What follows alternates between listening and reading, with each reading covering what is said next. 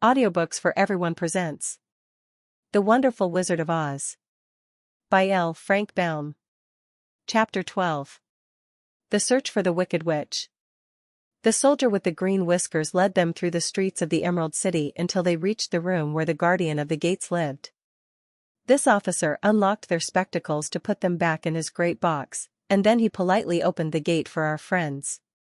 "Which road leads to the Wicked Witch of the West?" asked Dorothy. "There is no road," answered the guardian of the gates.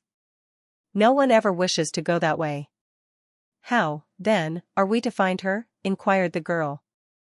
"That will be easy," replied the man, "for when she knows you are in the country of the Winkies she will find you, and make you all her slaves." "Perhaps not," said the Scarecrow, "for we mean to destroy her."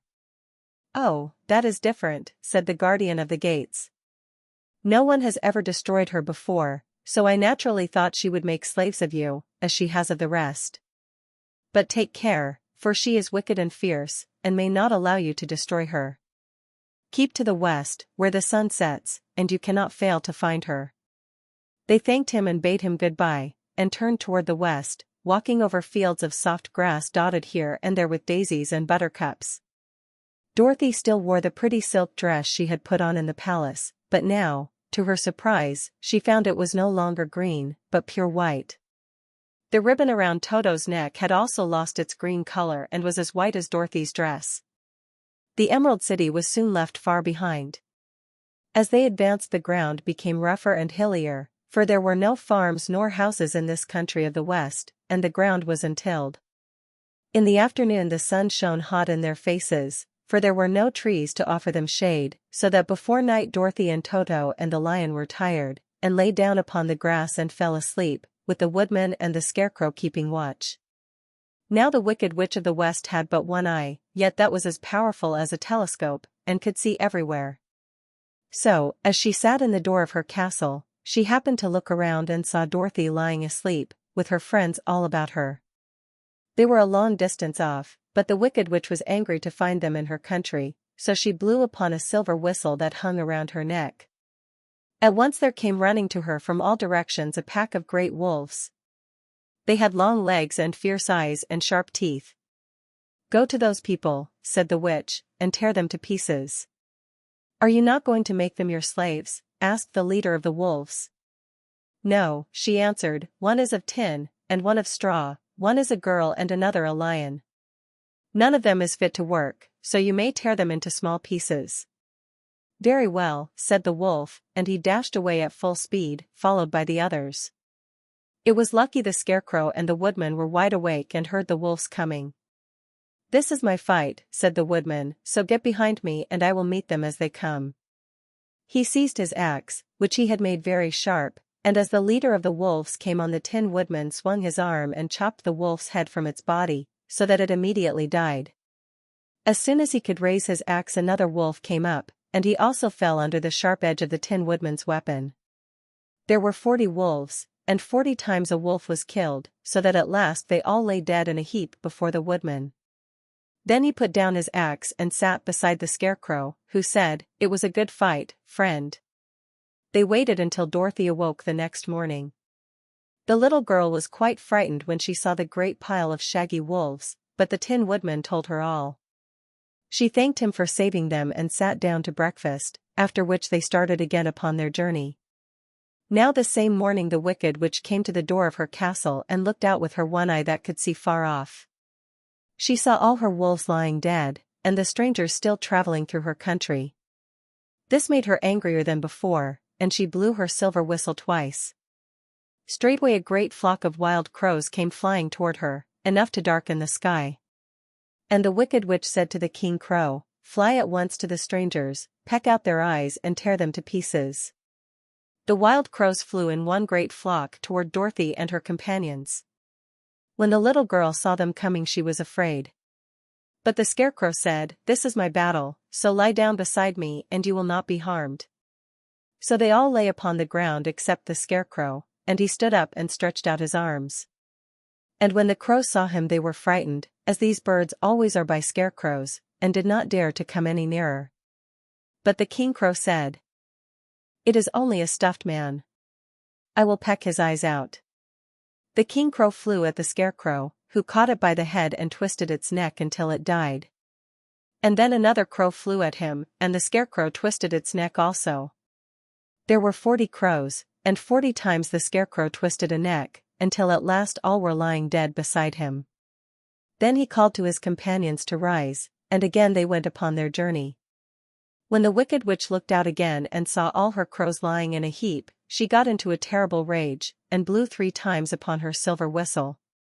Forthwith there was heard a great buzzing in the air, and a swarm of black bees came flying toward her. "Go to the strangers and sting them to death," commanded the witch, and the bees turned and flew rapidly until they came to where Dorothy and her friends were walking. But the woodman had seen them coming, and the scarecrow had decided what to do.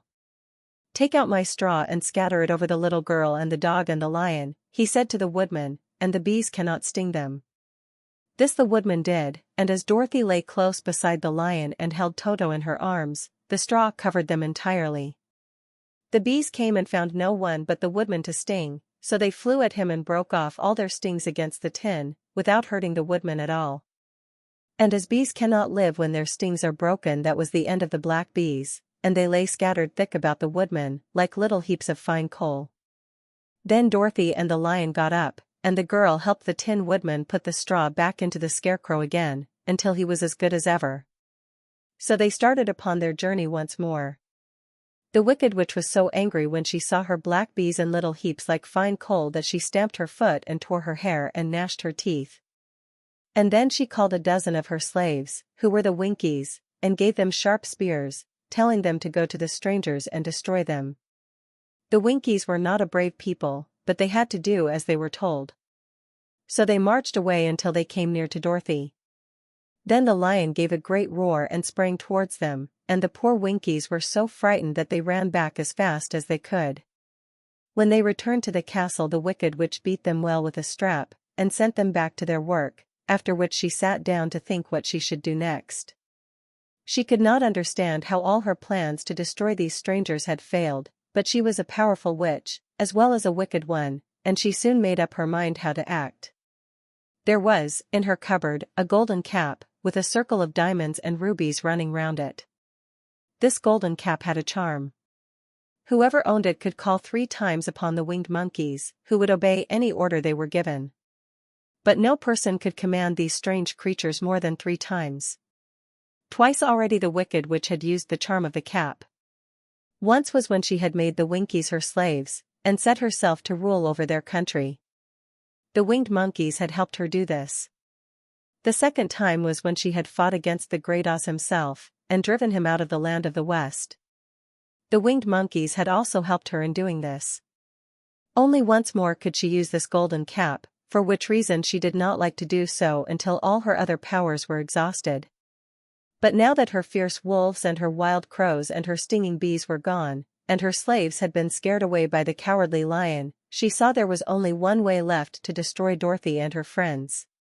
So the Wicked Witch took the golden cap from her cupboard and placed it upon her head. Then she stood upon her left foot and said, slowly, "Eppe, peppe, cat-coo." Next she stood upon her right foot and said, "Hillo, holo, hello." After this she stood upon both feet and cried in a loud voice, "Zizzy, zuzzy, zick." Now the charm began to work. The sky was darkened, and a low rumbling sound was heard in the air.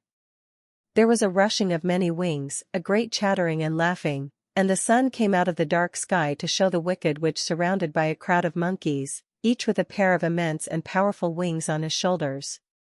One, much bigger than the others, seemed to be their leader. He flew close to the witch and said, "You have called us for the 3rd and last time. What do you command?" "Go to the strangers who are within my land and destroy them all except the lion," said the Wicked Witch.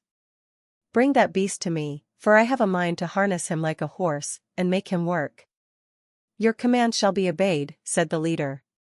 Then, with a great deal of chattering and noise, the winged monkeys flew away to the place where Dorothy and her friends were walking. Some of the monkeys seized the Tin Woodman and carried him through the air until they were over a country thickly covered with sharp rocks. Here they dropped the poor woodman, who fell a great distance to the rocks, where he lay so battered and dented that he could neither move nor groan. Others of the monkeys caught the scarecrow, and with their long fingers pulled all of the straw out of his clothes and head. They made his hat and boots and clothes into a small bundle and threw it into the top branches of a tall tree.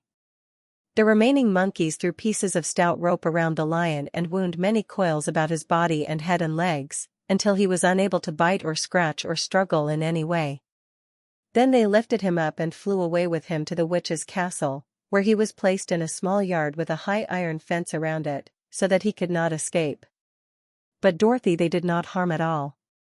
She stood, with Toto in her arms, watching the sad fate of her comrades and thinking it would soon be her turn. The leader of the winged monkeys flew up to her, his long, hairy arms stretched out and his ugly face grinning terribly, but he saw the mark of the good witch's kiss upon her forehead and stopped short, motioning the others not to touch her. "We dare not harm this little girl," he said to them, "for she is protected by the power of good, and that is greater than the power of evil.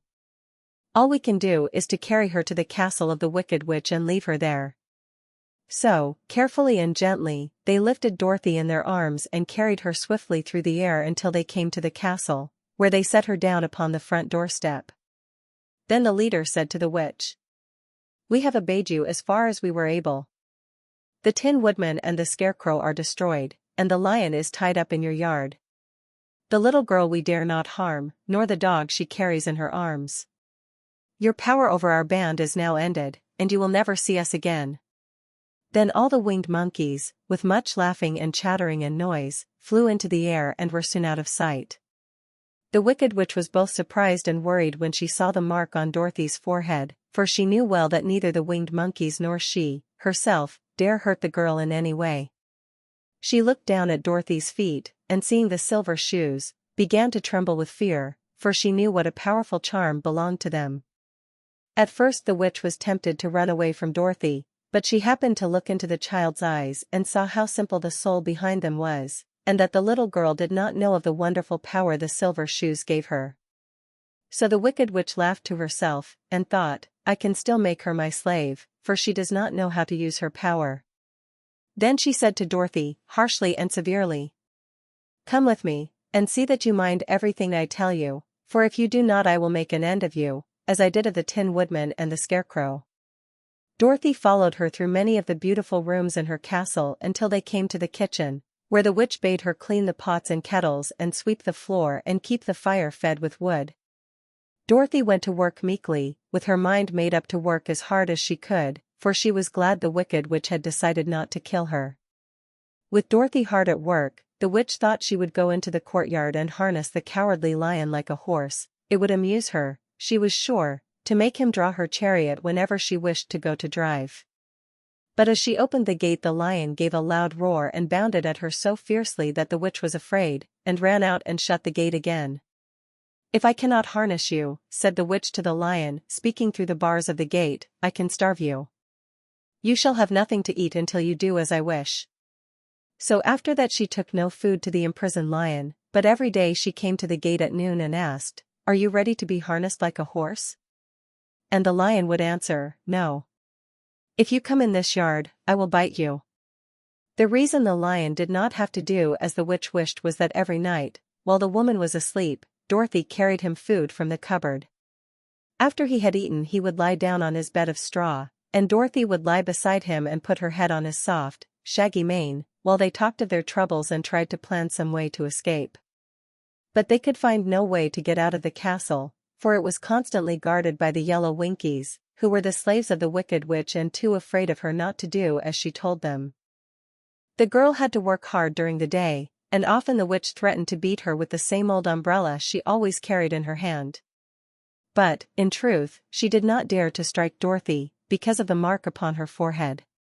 The child did not know this, and was full of fear for herself and Toto. Once the witch struck Toto a blow with her umbrella and the brave little dog flew at her and bit her leg in return. The witch did not bleed where she was bitten, for she was so wicked that the blood in her had dried up many years before. Dorothy's life became very sad as she grew to understand that it would be harder than ever to get back to Kansas and Aunt Em again. Sometimes she would cry bitterly for hours, with Toto sitting at her feet and looking into her face, whining dismally to show how sorry he was for his little mistress. Toto did not really care whether he was in Kansas or the Land of Oz so long as Dorothy was with him, but he knew the little girl was unhappy, and that made him unhappy too. Now the Wicked Witch had a great longing to have for her own the silver shoes which the girl always wore. Her bees and her crows and her wolves were lying in heaps and drying up, and she had used up all the power of the golden cap, but if she could only get hold of the silver shoes, they would give her more power than all the other things she had lost. She watched Dorothy carefully, to see if she ever took off her shoes, thinking she might steal them. But the child was so proud of her pretty shoes that she never took them off except at night and when she took her bath. The witch was too much afraid of the dark to dare go in Dorothy's room at night to take the shoes, and her dread of water was greater than her fear of the dark, so she never came near when Dorothy was bathing. Indeed, the old witch never touched water, nor ever let water touch her in any way. But the wicked creature was very cunning, and she finally thought of a trick that would give her what she wanted. She placed a bar of iron in the middle of the kitchen floor, and then by her magic arts made the iron invisible to human eyes. So that when Dorothy walked across the floor she stumbled over the bar, not being able to see it, and fell at full length. She was not much hurt, but in her fall one of the silver shoes came off, and before she could reach it, the witch had snatched it away and put it on her own skinny foot. The wicked woman was greatly pleased with the success of her trick, for as long as she had one of the shoes she owned half the power of their charm, and Dorothy could not use it against her, even had she known how to do so. The little girl, seeing she had lost one of her pretty shoes, grew angry, and said to the witch, "Give me back my shoe." "I will not," retorted the witch, "for it is now my shoe, and not yours." "You are a wicked creature," cried Dorothy. "You have no right to take my shoe from me." "I shall keep it, just the same," said the witch, laughing at her, "and someday I shall get the other one from you, too." This made Dorothy so very angry that she picked up the bucket of water that stood near and dashed it over the witch, wetting her from head to foot. Instantly the wicked woman gave a loud cry of fear, and then, as Dorothy looked at her in wonder, the witch began to shrink and fall away. "See what you have done," she screamed. "In a minute I shall melt away." "I'm very sorry, indeed," said Dorothy, who was truly frightened to see the witch actually melting away like brown sugar before her very eyes. "Didn't you know water would be the end of me?" asked the witch, in a wailing, despairing voice. "Of course not," answered Dorothy. "How should I?" "Well, in a few minutes I shall be all melted, and you will have the castle to yourself. I have been wicked in my day, but I never thought a little girl like you would ever be able to melt me and end my wicked deeds. Look out, here I go." With these words the witch fell down in a brown, melted, shapeless mass and began to spread over the clean boards of the kitchen floor. Seeing that she had really melted away to nothing, Dorothy drew another bucket of water and threw it over the mess. She then swept it all out the door. After picking out the silver shoe, which was all that was left of the old woman, she cleaned and dried it with a cloth, and put it on her foot again. Then, being at last free to do as she chose, she ran out to the courtyard to tell the lion that the Wicked Witch of the West had come to an end, and that they were no longer prisoners in a strange land.